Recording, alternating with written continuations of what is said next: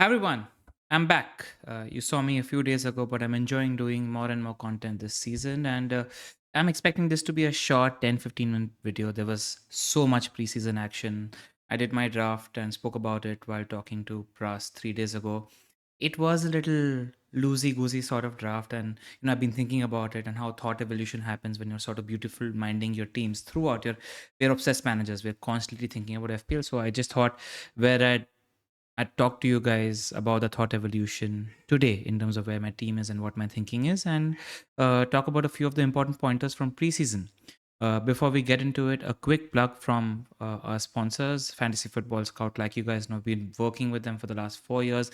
All the stats that you see on the FPL Wire are from the FF Scout members area. It's the best time. They've got a 30% discount happening. They've introduced a new planner. They've done an integration as well. Just become their members, and if you are becoming their members, make sure you're clicking on the link in the description below because we're affiliates with them, and you clicking down there helps us as well. Speaking of helping us, make sure you're clicking on the like and subscribe button. And right, let's dive into it very quickly. Brentford versus Brighton. We had two goals, not from the usual suspects. We had the two goals from Adingra. Yes, I was looking there so that I make sure I get the name right. I mean, Brighton's scouting system is just so elite, right? Like they lose players, but they come up with new ones. They've got a young armory of potential bright, hungry stars at the moment, which makes things a little tricky. We had Ferguson play. We had Pedro who played 70 minutes, who's currently in my draft. And the case for Pedro keeps getting stronger and stronger. He looks really good. He looks like a superstar. They spent a lot of money on him. At 5.5 million upfront, he could be the enabler we're looking for. But the striker position as well as the 10 position is going to be between Pedro, Ferguson, and Enciso, and maybe Lalana if you're thinking about that. And then they've got a army of wingers as well. They've got Mitoma, March, who we think are first choice, and then they've got Adingra, like we mentioned, and Ciso, who are capable of playing on the wings as well. So we have a chat planned with FPL Seagull in the last week before the game week 1 deadline. So I'm hoping we get answers because for the more draft to work, I need enablers from Brighton to work, and they need to exist and they need to be pretty solid. We'll talk about that when we get to the drafts later, but that's what happened in the Brighton game. Estupinan looked attacking as hell. I saw the press conference from De Zerbi as well yesterday. An interesting development is he mentioned that he's got 15 to 20 goals as a target for Mitoma in March. That includes Premier League as well as the other European competitions as well. So it's a pretty healthy target for both the Wengers, 15 to 20 goals each. That sort of stuck out to me. And he was asked about Mitoma by a Japanese reporter, and he made sure he mentioned March as well. Sort of gives you the indication of first choice, but you never know. I mean, you can read from this what you want to read, right? Wissa started as center forward in the Brentford team. Again, I'd be very surprised by the time game week 1 arrives if he's not starting at center forward. Again, a great enabler up front at 6 million. They've got Spurs up front who are looking really leaky at the moment. So, Wissa is one of those enablers that's standing out as well. Palace, I don't know what to talk about them, but keep an eye on a 4.5 million midfielder. Thanks to Ivan, FPL Roycer, who shouted out to me. Emada, he played 90 minutes. He's got a goal and 2 assists in preseason so far, just to keep an eye out. Chelsea versus Newcastle. Yes, Jackson, 7 million. Looked electric, looks really good. And Pochettino spoke about how him and Nkunku could play together. So that's one thing that stood out to me, where Jackson could be a great 7 million placeholder in our teams for a long time to go. It still needs more assurance. Reece James was captain, played 65 minutes. Chilwell played a little. I don't think his position is at threat from Cucurella, who had a quite poor game. And Chilwell, when every time I'm watching him, that man is just built to attack. Like, I have a heavy bias towards Chilwell, so tread with caution, but that's the note from that. United versus Madrid. Bruno Fernandes, interestingly, in this, how we lined up as a front six, we had a midfield of Mount, Casemiro, and Menu, and Bruno played on the right hand side with Rashford up front and Garnacho on the left. Yes, that's what happened. Bruno wasn't very involved in the game because he played on the right hand side, and this just tells me that Bruno needs to be playing central, and him and Mount need to be the 2 8s, and Casemiro needs to be the 6. But what's going to happen is Ten Hag is the kind of manager who's got plans for different teams, right? So in a certain game where he wants more defensive stability, he can play another sort of defensive midfielder named Fred or Amrabat, whoever happens to be in our team by the time the season comes, and then he can play either Bruno on the wings or Mount on the wings. This optionality is something that a manager like Ten Hag utilizes a lot. But I want to talk about a few things. Sancho could start our season. He's looked really, really sharp throughout preseason. He's finding a bit of form as the false nine. I don't know how good this is for FPL, and I don't think his minutes are assured. Just know that he looks sharp, and whether or not Rasmus Holland comes into a team, there might be a slight integration period. But just thought you should have this bit of information. Rashford is an even better asset than he was last year. And one thing that stood out for me, which is what Ten Hag mentioned in his press conference, is that with Mount, what he likes is that Mount playing as an 8 on that side is capable of drifting wide, which leaves spaces inside for Rashford to attack. So Rashford doesn't need to hold the width on that side. He can continue being an inside forward, which he mentioned on his overlap with Gary Neville, that's what he prefers doing. He prefers the inside forward position compared to the striker position because he likes being involved in the game. He likes having more and more touches in the game. Marshall's fit again, a situation to monitor. I expect that if we sell Marshall to one of the Saudi clubs, then we get, in addition to Holland, one of unexperienced striker as well. Let's see, that's an evolving situation. Arsenal versus Barcelona. I saw bits of this game and I saw highlights of this game. And I immediately removed one player from Arsenal in my team and I got in one player because Bukayo Saka just looks so irresistible. He looks so sharp. And because they had Timber playing on the other side, uh, Timber was playing in the Zinchenko position. The three inside forwards were quite narrow, and Saka was quite narrow, and his game looks like it's just gone up a level.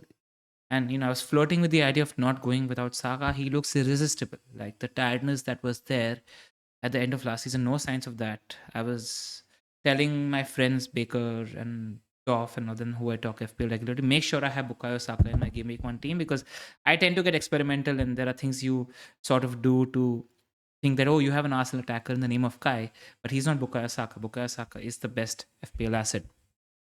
Trossard got 2 goals and did really well.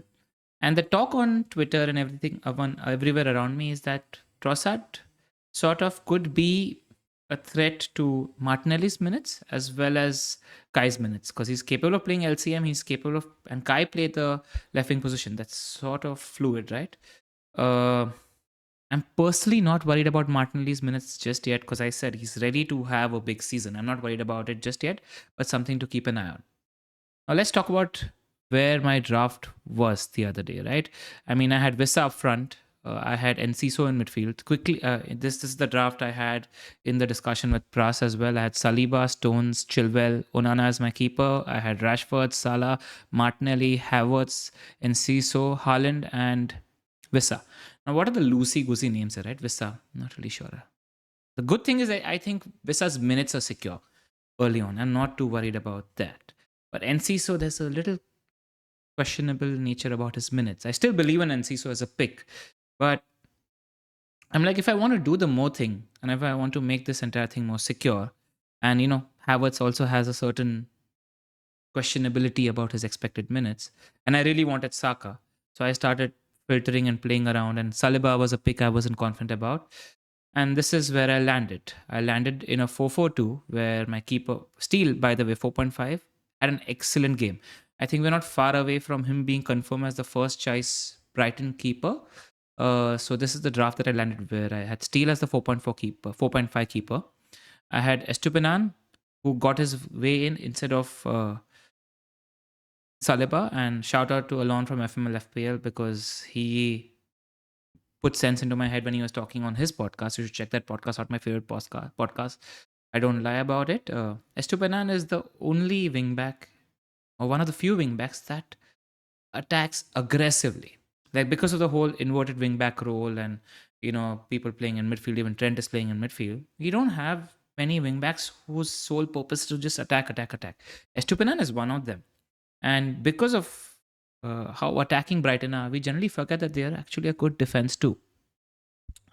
Something I've forgotten because he's 50% owned. But yeah, so this is the 4-4-2 I'm talking about. I've got Estupinan, Chilwell. I just love Chilwell. Stones keeps taking a pop from outside the box every time he's playing. And how I foresee this happening is because of the fixtures that City have, even if they don't have really good fixtures. City are going to have so much control in the game that Stones is going to roam around in that sort of Trent role, take a pop from outside the box. He doesn't even need to take a pop. He's getting quite creative. He's talking about how he's going to be creative. It's a position that intrigues me. And then Gabriel. Uh, Arsenal fans on our Discord who I rely on told me they don't need to worry. I don't need to worry about Gabriel's expected minutes because of the threat from Timber, etc. as well. So yeah, he's in. And again, those fixtures look really, really good for set pieces for Gabriel Donks. So what happened in midfield? I got rid of Kai. I got rid of Enciso. I downgraded Enciso to Nakamba.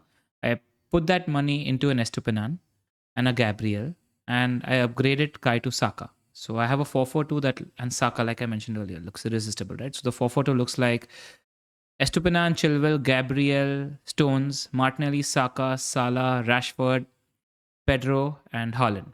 And I'm very, very open to getting rid of Salah Gameweek 2 and jumping on the right bandwagons, jumping on the right Chelsea assets. That's where my draft is.